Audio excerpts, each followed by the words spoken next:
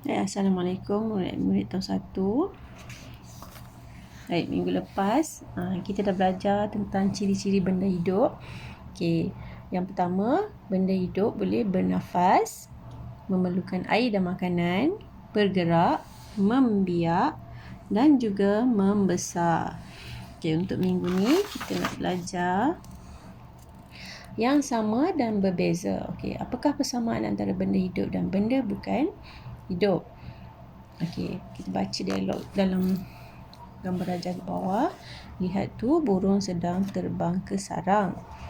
Yalah, kapal terbang pun sedang terbang di udara. Okey, persamaan antara burung dan kapal terbang ialah dua-duanya boleh terbang. Okey, apakah pula perbezaan antara burung dengan kapal terbang?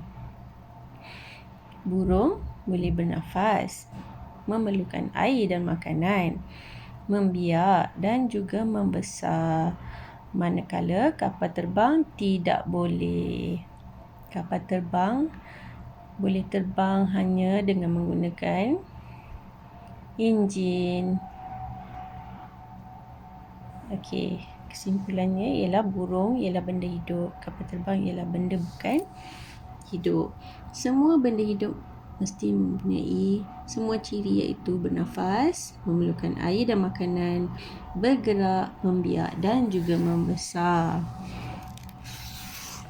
Okey, tajuk yang kedua pula, kecil dan besar. Okey, ini adalah daripada segi saiz ya.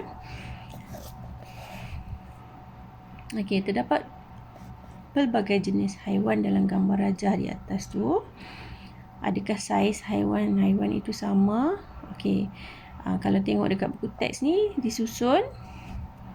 Okey, haiwan dalam gambar tu susun mengikut turutan saiz daripada yang paling besar kepada yang paling kecil. Gajah paling besar, kemudian diikuti tikus yang paling kecil. Okey, kalau kita susun ikut turutan menaik pula,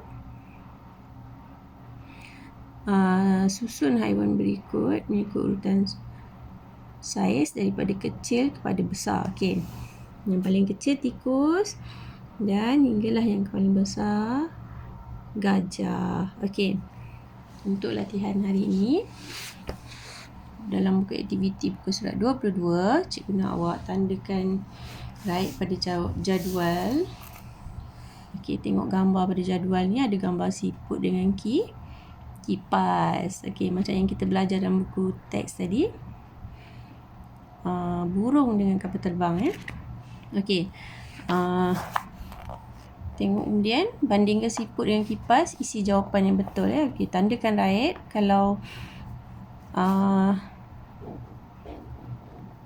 contohnya kipas bernafas. Tak. Kalau tak, tandakan pangkah ya. Okey, kemudian isi jadual dekat bawah pula. Persamaan antara siput dengan kipas.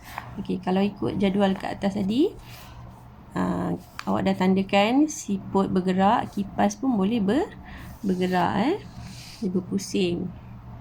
Okey, persamaannya ialah bergerak. Tulis bergerak dekat sini. Kemudian perbezaan bawah siput ni tulis ciri-ciri selain daripada bergerak lah. Okey, siput ni bernafas, memerlukan air dan makanan, membesar dan juga membiak. Okey, bawah kipas ni awak tulis tidak ya. Okey, kemudian buku surat 16 pula. Okey, baca arahan ya. Ini senang saja, tapi awak kena ikut arahan yang diberikan. Nomborkan ikan yang berikut daripada saiz kecil kepada saiz yang paling besar. Okey, maknanya daripada saiz yang paling kecil, cari ikan yang paling kecil, tulis nombor 1 ya. Tengok, ini ikan paling kecil, tulis nombor 1. Nombor 2, pilih yang besar sikit. Nombor 3, nombor 3 ikan ni ke ikan ni? Yang ni. Okey, nombor 4 dan juga nombor 5. Okey, pokok ni pula, tumbuhan ni nomborkan berikut tumbuhan berikut daripada saiz yang besar, yang paling besar. Tengok yang paling tinggi. Okey, ini nombor 1 Nombor 1, kemudian awak tengok kiri kanan dia. Yang mana nombor 2? Yang ni kena Yang ni ke nombor 2 ataupun yang ni nombor 2 Okey. Dan tuliskan nombor sehinggalah kepada saiz yang paling kecil. Yang kecil sekali tulis nombor 5. Okey. Kalau ada yang tak faham boleh PM cikgu. Sekian. Terima kasih. Itu saja latihan kita untuk hari ini.